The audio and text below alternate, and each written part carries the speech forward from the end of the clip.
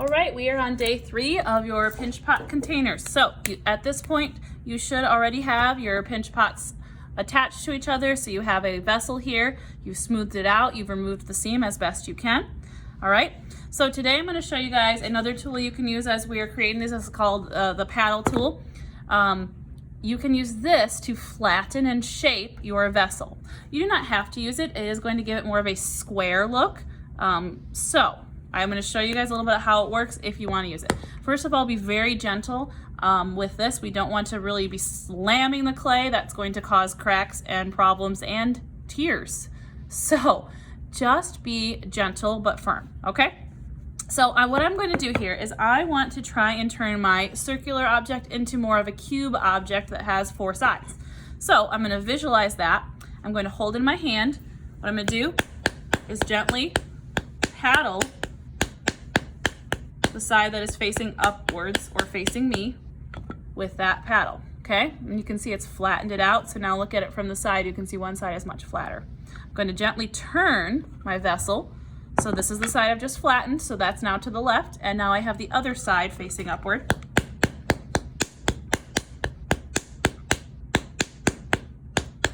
Okay, and you can see it's just creating a little bit of a corner there. It's just a nice way to get a more contemporary, less hand-built, less organic type of a look. But you do have to be very diligent in paying attention about how you rotate the object so that you get those 4 sides.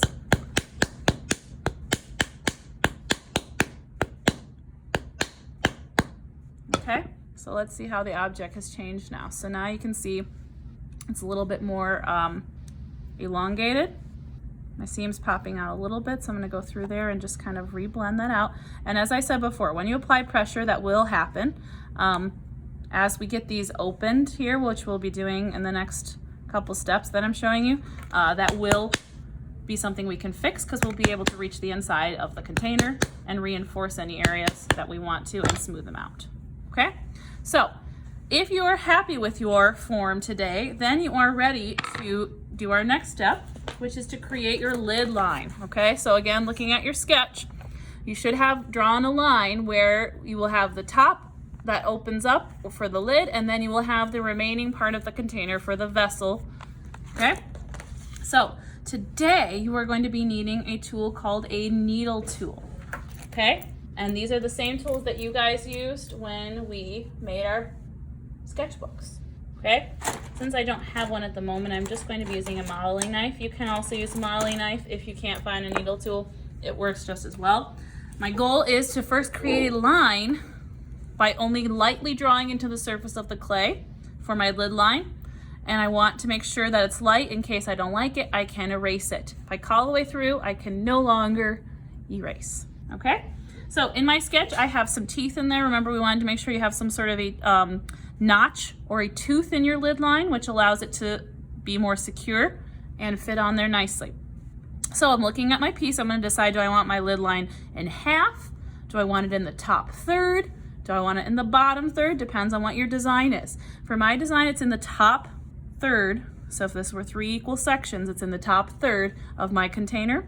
So I'm going to take my modeling knife and just very lightly create a line to define my lid from the container. I go ahead and put a little notch in there. Okay, and this is just how my design is. I'm going to rotate that so that I can continue the line from one side of my vessel to the other. You don't need to have a tooth on every side. Now that I've given my container sides with the paddle tool, it's easier for you to see that, but you might have yours be more rounded, and so you're just going to continue to draw all the way around the container. Let's go ahead and give it another notch right here on the back side. Okay, and I'm going to continue to rotate it in my hand and bring it all the way around the other side, checking here to see that it's going to line up with my first one. And if you need to slope it down, that's fine. Okay, so this is looking satisfactory to me. Make sure that you only draw into the clay. Do not cut into the clay, because if I do not like the way something's looking, I can easily erase what I've drawn and recreate my line at this point because I haven't gone all the way through. Okay? So make sure to draw first, cut later, always. I'm now going to take my modeling knife. I'm going to make sure I go all the way up to where that little indent is in the modeling knife. You can see that little indent where it goes into the wooden handle tool. And this is very much like carving a pumpkin. I'm going to use a saw-like motion and cut into the lid. You don't necessarily have to be holding it in your hand for this. I'm just doing this so you guys can see it on the camera. Okay.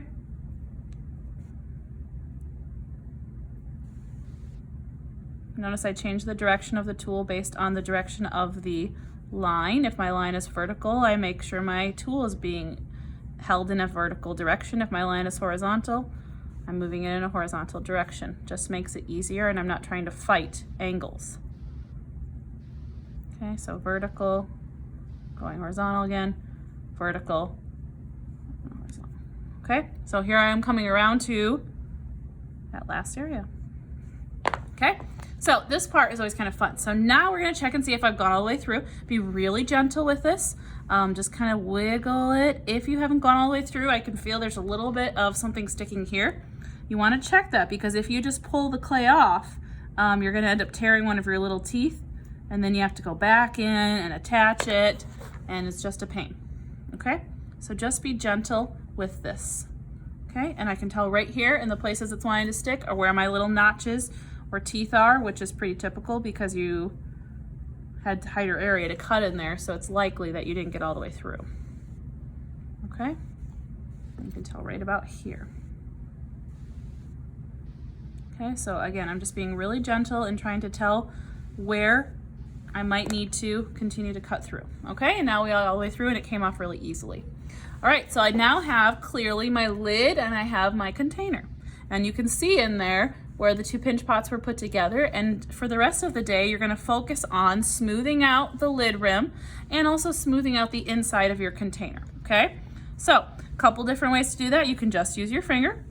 Be careful that you don't push too hard on your vessel here. I'm kind of supporting it from the outside and just gently smoothing things out. I have the little area where the two were put together there, and so I just want to blend that out because I want my container to be nice and even on the inside. I don't want it to be sharp or bumpy. So I'm just going to spend the rest of the time smoothing that out because now I can access the inside of the container. Before, I couldn't, all right? Next thing I could do is take a brush with a little bit of slip. Don't do too much slip because you don't want this to get sloppy here. And I'm just gonna kind of smooth out the rim of the top of my container. You could even just use straight water. You could also just spray it and use your finger. As I'm doing this, be careful not to actually change any of the shape because then it's not gonna fit, the lid won't fit anymore. All I wanna do is smooth things out. Okay, getting into that corner there. Again, the paintbrush works really nicely for getting down deeper into those areas of the pinch pot where you cannot reach because they're farther down. I have some fingernail lines in there still. Okay, so using the slip and using my paintbrush to really just refine that. And it's also going to strengthen the design because now I have something on the inside holding it together. The clay being smoothed out is going to be stronger. Okay, so it's getting better. I'm gonna keep working on it. I'm gonna go to the next one and do the same thing. Okay, really gentle around those teeth or notches that you've created because if you misshape them, they're not gonna go back on there. Okay, trying to smooth out. Any place you've cut is always gonna be rough, so you're gonna wanna spend some time smoothing that out. Okay, so really take your time doing that. I will spend even a little bit more time on the smoothing.